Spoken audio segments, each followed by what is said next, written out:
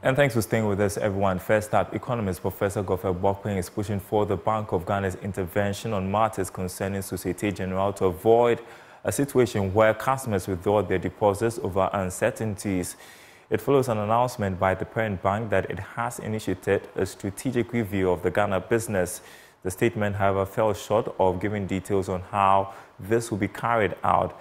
Professor Bokpin notes that the latest action by the group could hurt the bank badly in Ghana. I think that the essence of regulation is to generate trust in a system. So let's look at all of this and the communication of it. I think I've had a couple of issues with the way we've managed the sector. A couple of months ago, there was a statement from the central bank about one of the local banks, right? Yeah. And all of that. The point is that if we don't manage it carefully, it may result on a run on the bank, right? And all of that. So I want to believe that, I think that the average Ghanaian and businesses are aware that companies are going through challenges. Some are going through some kind of restructuring that may not be communicated to the market the way we have seen in this case. But as you rightly said, given the way, in terms of the industry is highly regulated, I mean, it's also a company that is listed on the stock exchange and all of that. But I want to believe that largely there's enough that the market is aware of. And therefore, the shocks has been absorbed already, Prof. Financial market operations. Yeah, you're also looking at the dominance of that particular bank within the sector. Is that okay? And then maybe the spillover effect, and I think that is well contained. That's well contained. While Managing Director of EAS Ghana, Hakim Wizani, had earlier described reports of the exit of the bank from Ghana as rumors. Meanwhile, Chief Executive of the Ghana Chamber of Commerce and Industry, Mark Bedu-Abuaji, says the latest statement announcing a strategic review creates more uncertainty about the future of the bank in Ghana. That they should not create more confusion in the minds of people. Before a rumor comes out, as we usually say, there is some sort of truth in it. So I would have expected that they are more forthright with their statements, whether they are exiting or not. So that if a business person or individual customer wants to do business with them, they can make that confident statement that I'm still with SG. This statement that they have released, for me, is too vague. You can't see it clearly what the intention is. And I don't think that is good for a bank. They say money, they like noise. So I would have expected that at least a concrete statement would have been fair. You play in this space, and if somebody says that they are taking a strategic review of a business, what does it mean? The review could be anything. Usually, you want to evaluate whatever you are doing, look at your performance. It could be that they can even leave other things as it is. It could be that they can downsize and have a smaller, or look at just a section of the banking aspect that they are doing. They can just decide that instead of dealing with all customers, now we are looking at the corporate customers. They can also decide that they are leaving because they are not doing very well, because they are here to make money. And if they realize that they are not really making their profit as expected because of the difficulties that they are going through within the economy and they want to leave, it's also a strategic decision. So that will depend on whatever they want to do. Usually at a point in some of them may want to consolidate to have a stronger bank, so they will be able to do the big ticket transactions that we all know. So it could be a whole lot of things. Now, the IMF has indicated that Ghana's economic growth will return to pre-pandemic levels from next year. The fund is projecting an average growth of 5% from 2025, which is far higher than what it did forecast for the country. Catherine Patillo is Deputy Director of the IMF and has been speaking on PM Express Business Edition.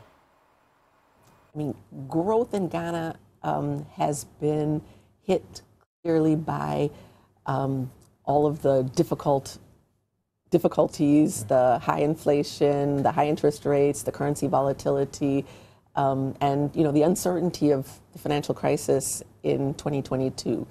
But what we've seen is that actually growth has been more resilient than what we anticipated.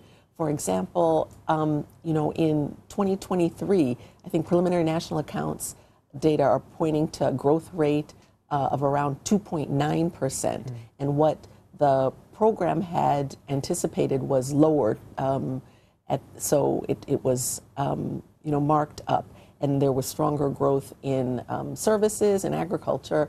And looking forward then, with this stronger underlying growth momentum, even for now this year, 2024, we're likely to mark up our growth projections, to slightly above 3%. So there's been, quite a bit of resilience in growth. Now, is that strong enough? Our estimate is that Ghana could grow even faster than what you have projected. Than that, yeah, because what we estimate as potential growth in Ghana is around 5%. And we're hopeful that the reforms, the policies that the government is working on in the program will allow growth to gradually recover to this 5% over the next few years. All right, some news just coming into us. Government says it has paid all individuals who opted out of the domestic debt exchange program last year. In addition, all institutions that participated have started receiving their payments both in cash and kind. These are the words of the first Deputy Governor of the Bank of Ghana, Dr. Maxwell Opoku-Afari. Now, speaking on behalf of the governor to launch the commercial paper market, Dr. Afari hinted that this development has brought back confidence onto the bond market and has further assured that the central bank is committed to ensuring that all payments are done timely to attract more investors. Say here that the economic headwinds that weighed on the recovery process are gradually easing and has provided a conducive environment to launch this product. So far, the market has been calm, backed by some recent debt servicing by the government. On various due days, the government has paid all cash coupons and payment in kind coupons on the domestic debt exchange bonds. The government, please clap for the government. The government has also paid all individuals who opted out of the domestic debt exchange exercise. The government has started paying institutional holders who did not participate in the domestic debt exchange program. In the last 2 weeks, about 200 million Ghana cedis was paid to institutional investors. I can see Elizabeth smiling here. Economic activities are picking up. The bank's high-frequency real sector indicators point to a continued pickup in economic activity in 2024. The bank's latest confidence surveys reflected sustained improvements in business sentiments. Headline inflation has remained broadly stable since December 2023. Akufo-Addo and the Asante Inotumfo said to do the second will commission the Kumasi International Airport to be named after Nana Adjumani Prempeh the first. The commission of the airport is to ease air travel from the northern and middle belt of the country to meet the rising demand for international air travel. An estimated 800,000 air passengers are expected to use the Kumasi facility annually. And Awashi Adam has more ahead of the official commissioning. Construction works on Phase 2 of the Kumasi International Airport began in 2018. The modern airport, with a terminal measuring approximately 12,000 square meters that meets the International Civil Aviation Organization standards for international airports, is named after the 13th Ashanti King, Sir Osei Adjumani Prempeh I. With Phase 3 expected to be completed in September this year, it will allow for the use of a boarding bridge, an extension of the existing runway, and its associated aeronautical ground lightning system, as well as a fire station and traffic control. The link and the runway extension, which we are about to engage in the next few days to restart the taxi link, and then will be missing the control tower. The control tower, what is missing there is the installations, MEP installations, finishing and equipment. All the exterior of the control tower and the fire building is already concluded. Have done this, the airport management can migrate here to this terminal, and the control tower can migrate also for the new control tower. Yes. Then once this is done, we will demolish the old facilities. The airport is expected to commence full operation by September this year, after the commissioning, with an estimated 800,000 air passengers expected to use the new facility annually. His Excellency the President is so committed to this project, okay, and it's so unfortunate that we had some challenges, but we have gone beyond that. That is why we have found money to pay you. And we're going to pay the balance of €2 million to you. And this is why we won't take any further excuses. You've already done so much. I'm very happy about what I've seen here. I'm not an engineer, so I can't attest to the quality. The engineers will tell us. But what I've seen on the face of it shows that we've done a good job. This afternoon, President Akufo-Addo, Vice President Bawumia, Asante Otumfuo Osei II, and other government functionaries are expected to commission the project for use. For Joe News, Nana Boache Dankwayadom, Kumasi. Now, the Ministry of Trade and Industry, K.T. Amon, is challenging businesses in the European Union to establish their presence in Ghana by building manufacturing plants and administrative offices. According to Mr. Hammond, Ghana is positioned as a gateway to the African market after the implementation of the Continental Free Trade Area. He was speaking at the 2024 Annual Europe Day in Accra. The annual Europe Day reception is well designed to highlight the importance of youth and skills development in the European Union-Ghana partnership. Minister for Trade and Industry K.T. Amon called on more investors to support Ghana's economy. The relationship between Ghana and the EU stretches back to 1975 with the signing of the first financial protocol, the Lomé I Convention. Now, since then, our cooperation has flourished, evolving into a meaningful partnership that continues to benefit both our peoples. Your Excellency, distinguished guests, the European Union has been a steadfast ally to Ghana, standing by us in times of need and celebrating our successes. Today, as we commemorate the founding principles of the EU and celebrate its achievements, we also celebrate the strength of our partnership. Trade lies at the heart of our partnership. European Union Ambassador to Ghana, Ichad Razali, pledged support to the Ghanaian economy. Not only we share a number of priority and interests, but this is what singles out the relation with Ghana. We often see the world the similar way. Firstly, both Europe and Ghana know what security and stability means in their immediate vicinity. Secondly, we share a commitment in safeguarding the rule of law and democracy, both inside and outside our borders. And thirdly, we share an interest in upholding a rules-based multilateral order.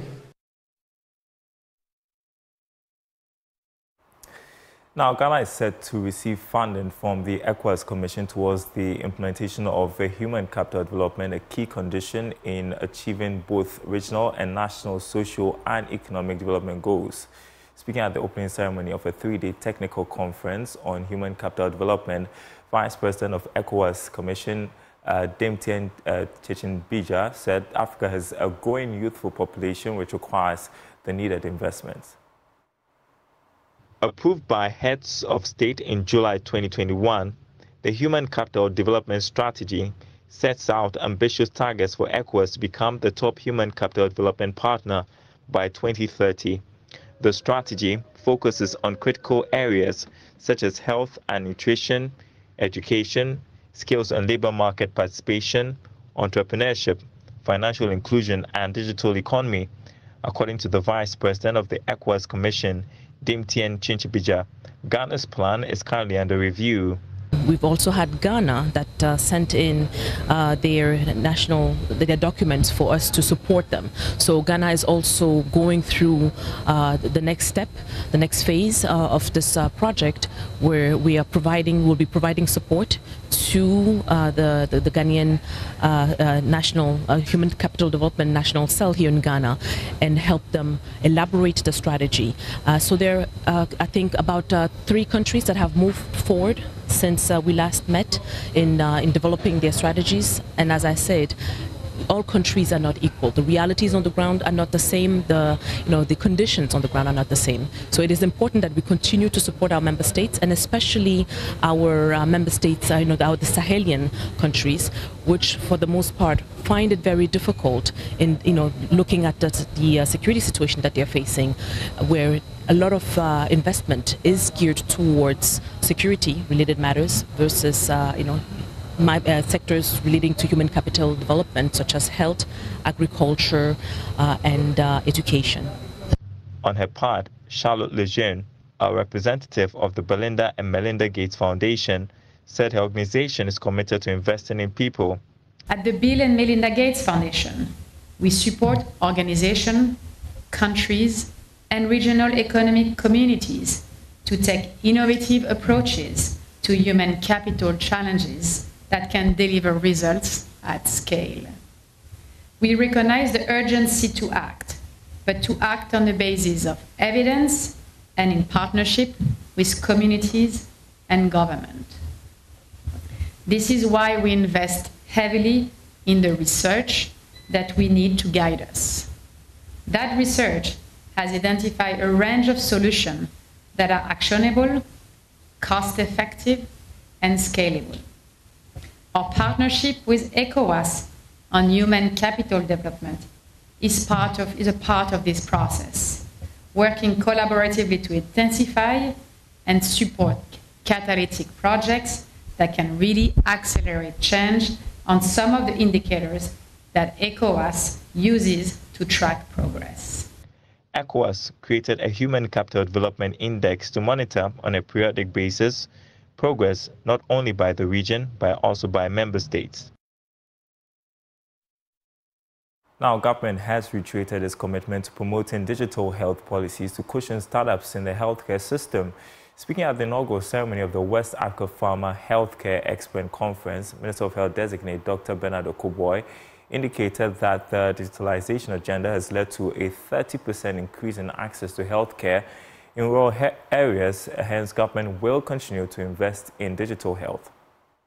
The third edition of the West Africa Pharma Healthcare Expo and Conference was held under the auspices of the Ministry of Health with the support of key industry stakeholders and associations in the sector. The event brought together manufacturers, wholesalers, dealers and distributors in pharmaceutical, medical diagnostic systems, pharmaceutical machinery and hospitals in the West African region in Ghana. Giving his address, Minister of Health designate Dr. Bernard Okoboy assured that government will leverage technology to bridge healthcare gaps. In Ghana alone, the adoption of digital health initiatives has seen significant progress. For example, the introduction to telemedicine services had led to a 30% increase in healthcare access in rural areas, demonstrating the tangible benefits of leveraging technology to bridge healthcare gaps. Digital health initiatives in Ghana and West Africa are rapidly evolving, driven by factors such as increased mobile phone penetration, the adoption of telemedicine, the proliferation of e-health facilities, and the development of mobile health applications. Governments, including the government of Ghana, are also investing in digital health policies and frameworks to guide startups and innovations. Overall, these developments indicate a shift towards more accessible, efficient, and patient-centered healthcare delivery systems in the region. Chairman of the Ghana National Chamber of Pharmacy, Harrison Abutitate, expressed optimism the exhibition will prefer solutions and enhance partnerships to strengthen the health sector. It is our hope that in the 3 days before us, we encourage all of you to engage deeply with your peers, look for ways in which challenges in modern healthcare can be transformed into opportunities. How can we better serve our communities? From our international guests, I express generous exchange of ideas and readiness to explore partnerships that may lead to sustained health solutions. You're watching The Marketplace. Time to do some show business. The tussle between global record company Universal Music Group and video blogging platform TikTok is finally over.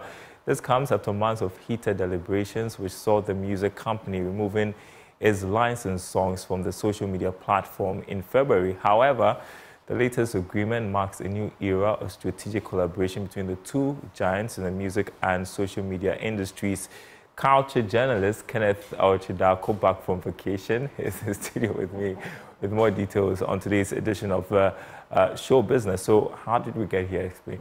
I remember when this issue came up on this same segment, we had to dissect it. We talked about the fact that the TikTok platform itself was one of the biggest social media platforms right now and has everybody on it. So for them to be at loggerheads with another giant in the music industry, such as the Universal Music Group, that was a big problem. And we also talked about the fact that it's basically a fight between two elephants, which means that the grass is the one that's suffering. In this case, the grass having to be the individual artists that are on the various labels. And the contention basically was with regards to the fact that the royalties that were due these artists were not being made available to them because, according to the UMG group itself, TikTok was, paying them less than their due actually is, and that's how the issue came up. So finally, they have sort of reached some sort of consensus and are hoping to make some headway going forward. So how does this benefit artists and songwriters?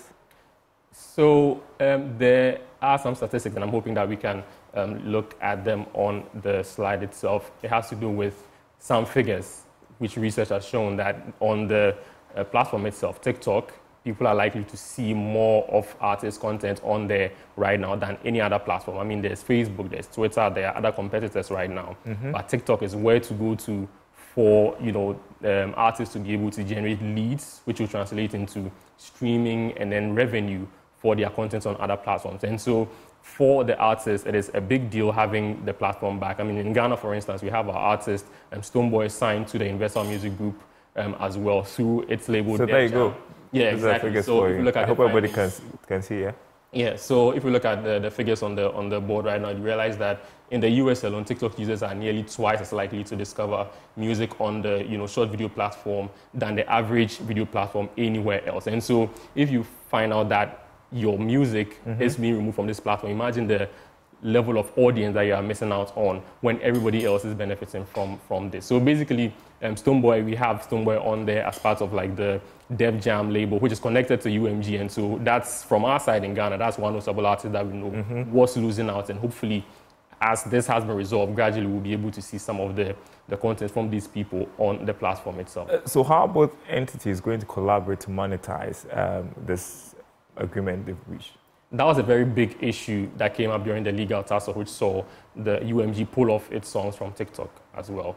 And then right now they are collaborating in terms of e-commerce. So when there are campaigns that's supposed to be run by an artist or by the TikTok platform, they are sort of opening a way to be able to collaborate and also agree before any such developments goes forward. And so they are trying to now be in each other's business when it comes to ways of campaigning or promoting their spaces relatively. Okay, so we've got 45 seconds. Talk to us about measures to protect human artistry and also the economics for artists and songwriters.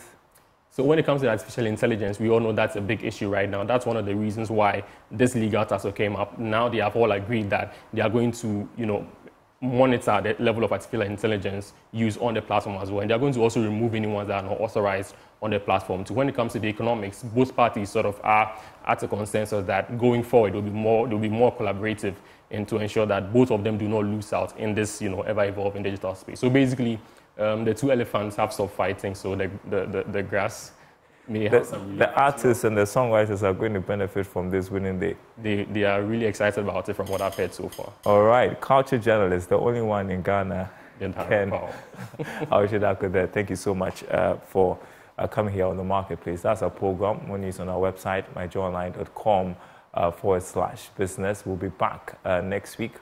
Don't go anywhere.